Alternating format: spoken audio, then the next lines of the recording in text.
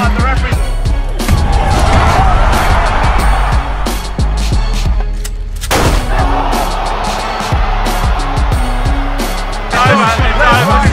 They're gonna stop this. They're gonna stop.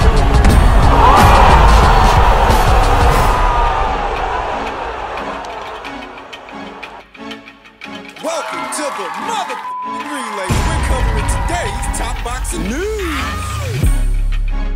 Okay, we'll start with this. It appears that Australia's up-and-comer, Taylor Robertson, will be returning to action later on early next month on the 9th in her native Australia at the Eaton's Hill Hotel opposite the ring Yesti. Indonesia's own Harma Yesti. Taylor Robertson, she's got a fight in the books. She's actually got 2 fights in the books, 2 fights on schedule. So if nothing else, her handlers are doing a very good job of getting her rounds, getting her time out there, getting her experience, because she's very young. What's supposed to be an ace boxing group promotion in her native Australia. I half expected to see Taylor Robertson in a title fight in her very next fight. I was under the impression that she might be targeting an alphabet title in the super flyweight division, having since moved down from bantamweight down to super flyweight. Superfly is a better weight for her. Sporting a professional record of 8 wins with 1 loss, no draws, 2 knockouts. Having never been knocked out in 9 professional bouts, that lone defeat came at the hands of her countrywoman, Shotgun Shannon O'Connell, who was a much more experienced fighter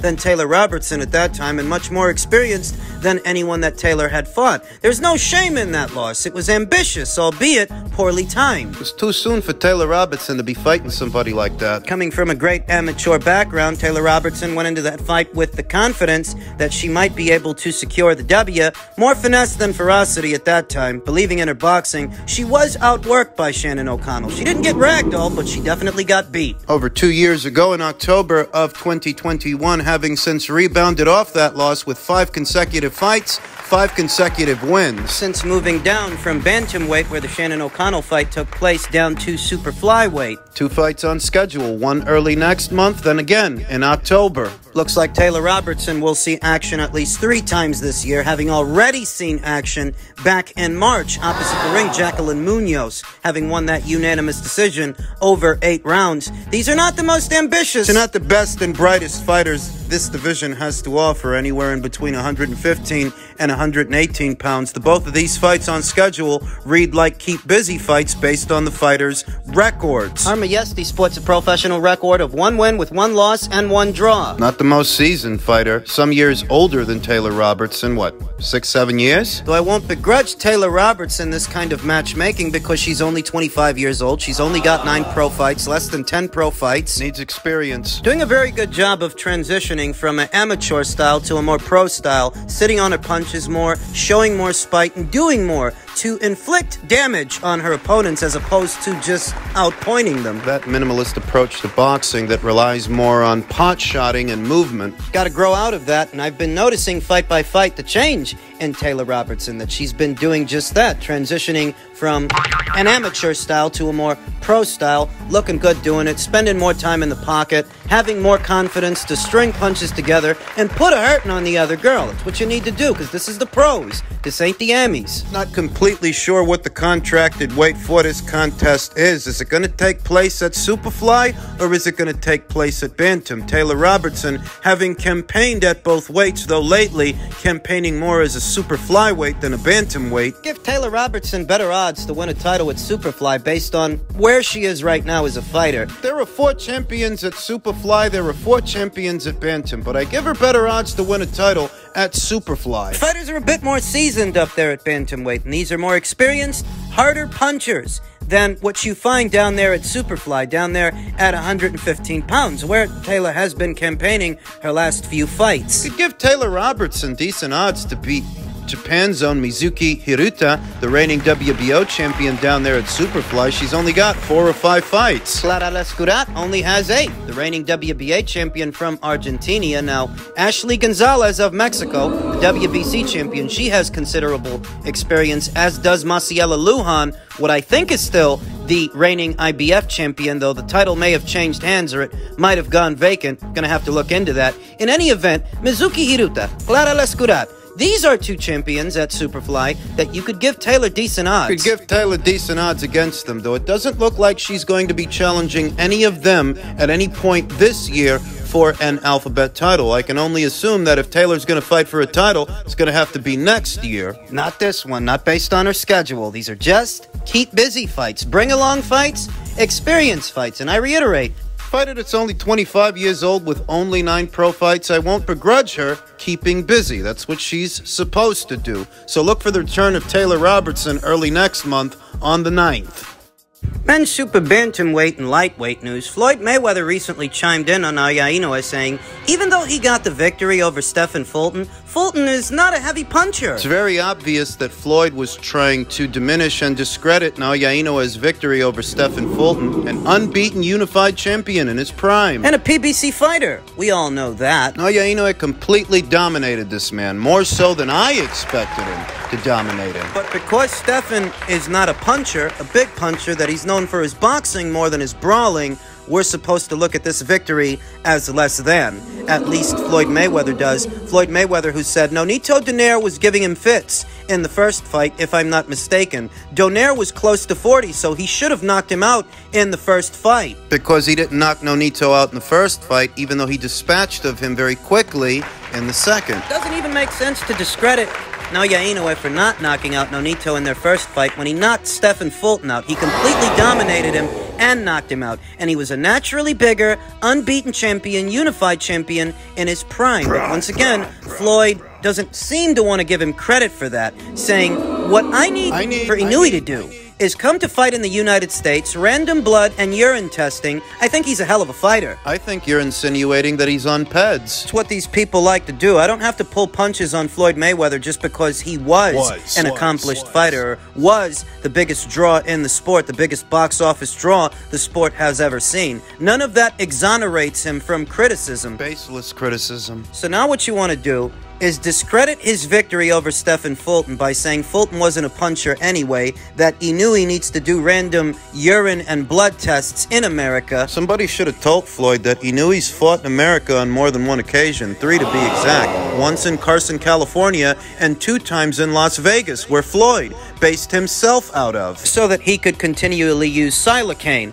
on his brittle hands. Silocaine, which is illegal outside of Las Vegas. It's neither here nor there. But Inoue's fought outside of his native Japan plenty of times, and most fighters with the kind of marquee value that he has wouldn't bother to do that because they don't have to. Floyd Mayweather didn't. Least of all at the height of their popularity. I mean, Naoya Inoue didn't all of a sudden become a big name in Japan. He's been a big name in Japan, but he's fought anywhere from the United Kingdom to the United States, and he didn't bitch and moan about it. Like some Americans do. All foreign fighters fight abroad all the time. Leave it to the people in the West. Leave it to the Americans to pee and shit on themselves as soon as they've got to get their passport out. Not everybody, but most of the time. I think he's a hell of a fighter.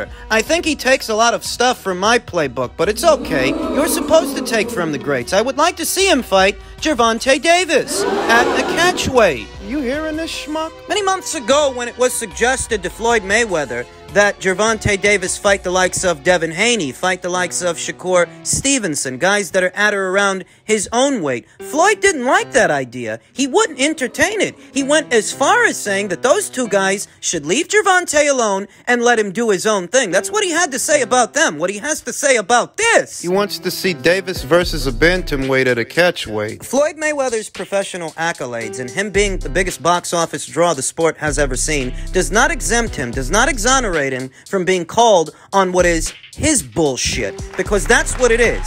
It's fucking bullshit. Oh, he's all over this idea. In fairness, it was Inoue's manager, Mr. Hideyuki Ohashi, entertained the idea that should Naoya Inoue one day venture north, as far north as 135 pounds, he would be interested in seeing him fight Gervonta Davis. But we are many, many, many years from that. Currently, he just arrived. He literally just now arrived in his very last fight at Super Bantamweight. And what Floyd would have him do is move up, what, 2, 3, 4 weight classes for Gervonta Davis? Because Floyd negotiates like a fucking coward. I don't care what he sold on pay-per-view or who he beat when he was fighting, because he's not fighting anymore. And as a promoter, Floyd negotiates like a fucking coward. you've got Devin Haney, Shakur Stevenson, Vasyl Lomachenko, Teofimo Lopez, Josh Taylor, Regis Prograis, anywhere at or around the weights that Gervonta Davis campaigns, and what he wants is for a super bantamweight to meet Gervonta Davis at a catchweight. Floyd negotiates like a fucking coward. Wasn't receptive to the idea that Gervonta Davis should face the best and brightest fighters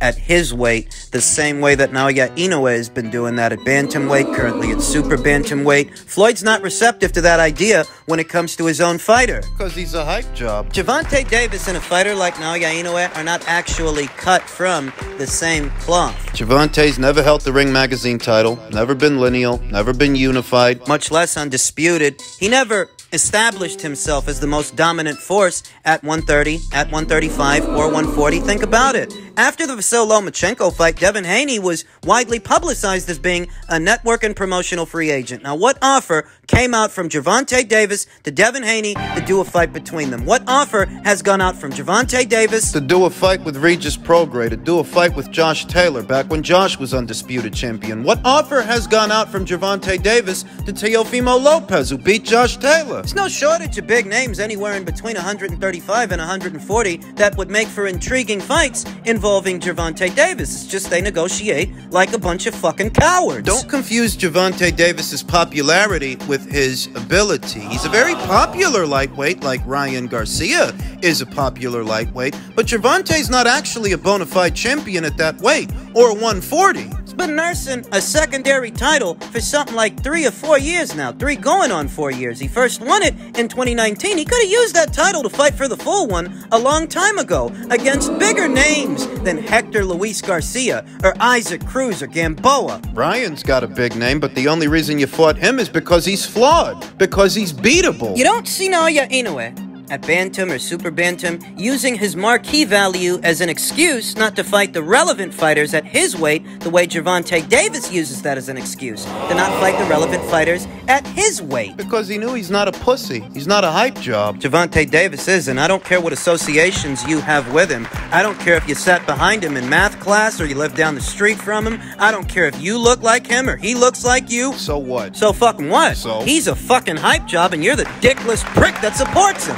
Fuck him and fuck you. Fuck Floyd. Fuck him. And his cockamamie suggestion Fuck that him. Inoue, who just arrived at 122, should meet Gervonta at 135, or at a catchweight. See, after the destruction of Errol Spence Jr., one of the PBC's prize stallions 2 weeks ago, you can expect the PBC to wrap Gervonta Davis in a few extra layers of bubble wrap just to be safe. The word is out on PBC fighters. Fish food. Of course you don't want Shakur Stevenson to go nowhere near him. Of course you don't. It's not because he's a top-ranked fighter. Inoue is a top-ranked fighter. It's because you and I both know what would happen. Davis is on borrowed time. Word is out. And you can't protect him forever. Chicken shit. Man, they got some pussy in this fight game right now. So, you know, me and Haney supposed to fight, right? We agreed on date. We agreed on everything. And now they trying to move the date and stuff like that. The Haneys, I know y'all smart, but y'all some smart bitches at the same time. Y'all pulling some dirty shit, bro. Y'all trying to pull, not dirty, y'all trying to pull some slick shit, but we ain't going for that. We already agreed to the date. That's what it is. We agreed to the date already. Why y'all can't go on the same date? We agree. I signed the contract. What else you want? What more y'all want? Come on, man.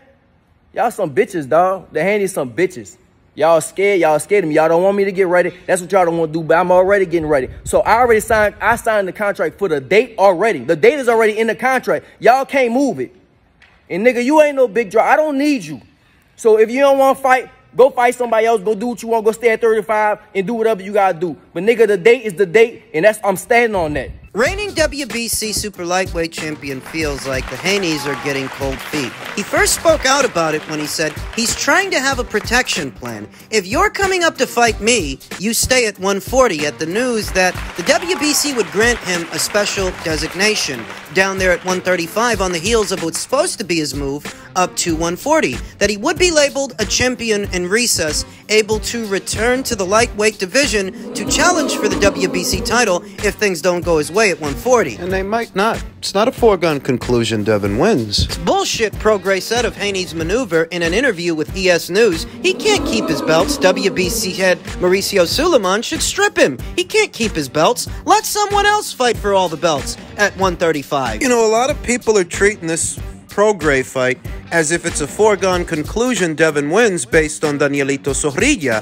a much taller, older fighter than Devin Haney. Similarities in their base style that Danielito Zorrilla, at least in that fight, he had the look of a pure boxer, and Devin Haney, if he's anything, he's that. He is a pure boxer. That's his methodology. But there are also subtle differences, too. The biggest one being that Danielito Zorrilla is fully acclimatized to 140 pounds, whereas Devin is not. This would be his maiden voyage to that division for one of the biggest punchers at that weight. This is no blown-up featherweight like Vasyl Lomachenko. This is not a little guy who eventually moved up. Right. I'm still not convinced that Devin beat him legitimately. I'm still not convinced that Devin deserved the nod, even though he got it. At 140 pounds, it's a very different proposition to whereas the fight is up there, oh, they can take it out of the judge's hands. Regis Prograis felt that Devin was getting cold feet, and he still feels like he's getting cold feet. He's trying to have a protection plan. He's trying to come up to 140, see if he can fight me, see if he can get this belt, which he's not going to do. I'm going to knock him the fuck out and beat him up bad. And then try to have a cushion at 135 to say, oh, I'm still undisputed. No, we're not doing that. If you come up to fight me, you stay at 140. It's a valid point. You got to fight me for my belt, and that's how it's going to be. Have confidence in yourself. You can't have a cushion at 35 and say, oh, I'm still undisputed at 35. No. If you come up to 140, you come up to 140. Now, I signed my part. Now it's on him to sign his. His comments from Regis Prograis are from over a week ago. Over a week later, he seems to be singing a familiar tune that the Devin Haney people may be getting cold feet about this fight. Now they want to drag it out, push the fight date back, that he already signed his part of the contract. The thing that Regis said that caught my attention is that he doesn't actually need Devin because Devin's not the biggest name or the biggest draw, which in many ways is true. He's a very accomplished young man, ambitious, yes, but Regis Prograis can fight somebody else. They can reschedule the Liam Barro fight. Devin wasn't part of the original plan anyway. It was all centered around getting Regis in the ring with Subriel Matias. That was supposed to be the end game. Devin didn't come into it till later, and if this fight falls apart, unfortunate that might be, Regis has contingencies. There are other fighters at or around this weight that he can fight. Does this mean Devin is considering boiling all the way back down to lightweight, a weight that many people feel he has outgrown, that it's not healthy for him to be there anymore? I mean, what do you make of his petition to the WBC? And what do you make of him not having signed the contract yet? They've had enough time to do it. You're gonna fight this guy or not? It's a fucking holdup! What are you waiting for? What do you want to drag this out so that maybe Regis struggles to make the weight, catch him off guard? I don't understand. If according to Regis he signed his end already, what could you be waiting for? Devin is still a free agent. Did he receive a better offer from someone else? Say Top Rank for a Lopez fight later on this year? Is that what's going on? Questions that need answers.